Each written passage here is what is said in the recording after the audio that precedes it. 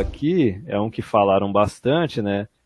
Que daí já pega aquele negócio de o cara qualquer, o Dom Sandro fez um vídeo a respeito também.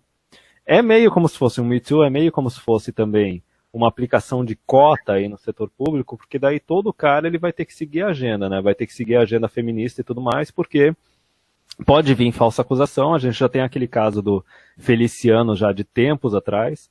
O Witzel sanciona a lei que proíbe contratação de homens condenados pela Lei Maria da Penha. Isso daí tá pegando, ó, não poderão assumir cargos em comissão nos órgãos da administração da pública e estadual, homens condenados por agressões. Só que nem o Dom Sandro falou no vídeo dele, e se numa dessas um negócio desses começa a ir pro setor privado? Daí como é que fica o negócio? A tendência é essa, né? Cada vez que criam uma lei, que propõem uma lei dessas, o pensamento do legislador, normalmente, eles são políticos, eles querem jogar para a torcida, o pensamento é, se é uma coisa que pode favorecer a mulher, vamos aprovar, eles aprovam rapidinho. Porque é bom.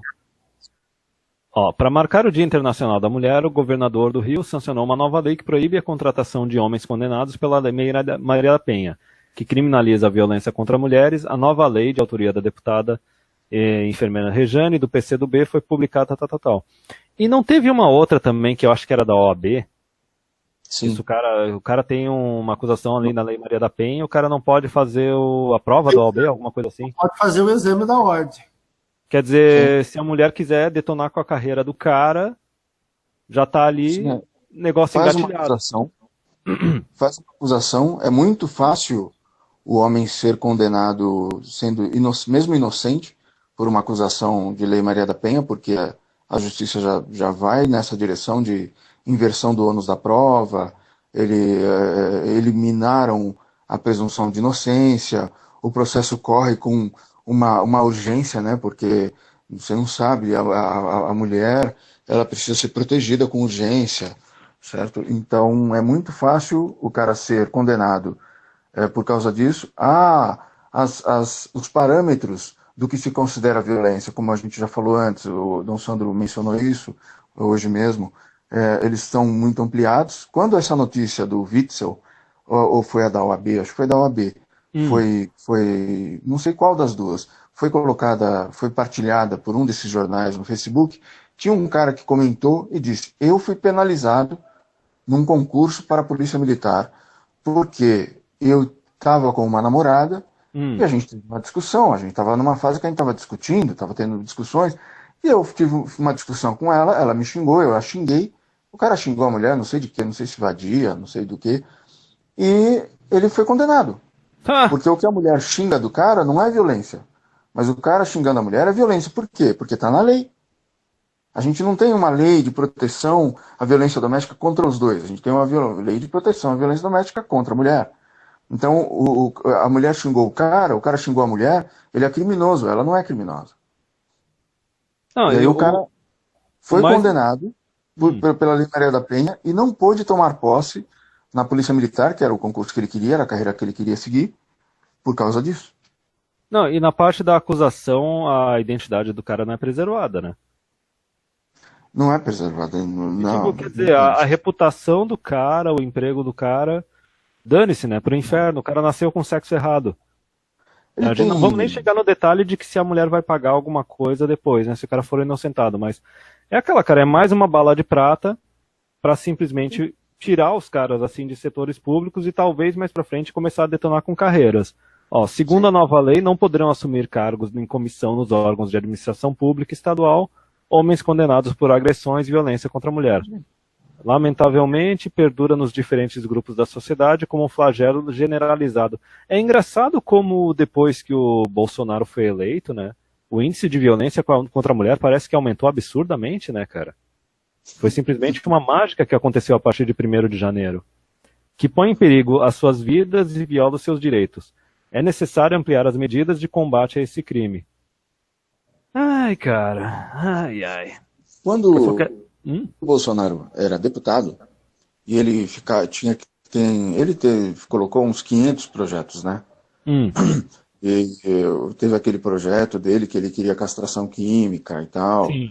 E um monte de feminista que era contra. Elas eram contra só para contrariar, porque não tinha sido elas não tinha sido algum político de esquerda que tinha proposto, já que elas eram, como é que chama? Como era aquelas, qual foi aquele nome que o Lula usou?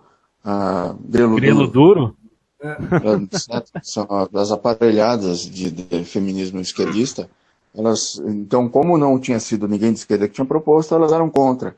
Só que, quando o Bolsonaro propôs isso, nós notamos, acho que nós três aqui devemos ter já notado isso naquela época, creio eu, que ele jamais falou sobre acusações falsas. Ele só falava Sim. de penalizar o homem, de ter penas mais duras contra o homem. Ele nunca falou dessa história das acusações falsas. Né? Se ele falasse, ele ia ser muito mais atacado pela imprensa ainda, né? Porque Não. iam dizer que ele é cúmplice de violência e de estupro, né? Totalmente. E o engraçado é que isso daí é mais ou menos como se fosse um Me Too Tupiniquim, né? Um Me Too BR. Só que o Brasil ele tem tanto esse negócio do funcionalismo público, do estatismo, que veja só, né, cara, aqui no Brasil esse negócio do Me Too tá chegando antes no setor público, para depois tentar chegar numa dessas no setor privado. Só que assim, é aquele detalhe, tu quer destruir a carreira de qualquer cara, já tá marcado aqui. O cara faz uma acusação, não importa se, não, mas aqui, se o cara for condenado, ele vai perder o cargo ali. Ok, cara, mas só a acusação já é uma coisa que destrói a vida do cara. Então como é que fica o negócio depois disso? Não teve esse rapaz dizendo que ele tinha sido condenado porque a mulher xingou ele xingou de volta, e era namorado, ele não era casado com ela. Eles estavam morando juntos, será ou não? Não, era namorada só. Apenas namorado, sem estar morando na mesma casa, e o negócio da lei já foi ali também nesse caso. Exatamente. Aí você vê, se o cara tem uma condenação penal, como é que ele pode ser policial, se ele é bandido? Galera, eu acho que a trincheira do namoro já foi conquistada, tá? Só pra avisar. A do casamento já foi conquistada, a da união estável já foi conquistada, a trincheira do namoro já tá oficialmente conquistada, cara. Não tem mais segurança nessa trincheira, não. Na verdade, se você tá morando na sua casa e você e a vizinha tem algum problema, isso chega na justiça, isso pode te prejudicar muito. Porque ela pode dizer que ela foi agredida verbalmente, sabe? Ou você tá dirigindo e de repente uma mulher bate no seu carro. O que vai acontecer quando isso chegar na justiça? Se a justiça tá tão aparelhada assim, tá mais aparelhada do que a gente vê normalmente, porque tudo corre lá em sigilo, e sabe? Então, poxa, isso não é falado, e se você falar alguma coisa que o juiz não gosta, não pode, sabe? Você está falando coisas sobre a justiça e tal, eles não comentam, eles não falam, negam, e se alguém falar, ainda pode ser penalizado injustamente, apenas porque o juiz decide que sim. Essa reinterpretação das leis. Isso aconteceu agora com o Daniel, né? Que é aquele cara da página Quem a Homotransfobia Não Matou Hoje. Ele estava mostrando que aquelas duas acadêmicas, que estavam fazendo o dossiê do lesbocídio no Brasil, incluíram vários casos. A mulher era traficante, atirou na polícia, a polícia matou, lesbocídio. Duas mulheres estavam juntas, elas tinham um caso, uma matou a outra, lesbocídio.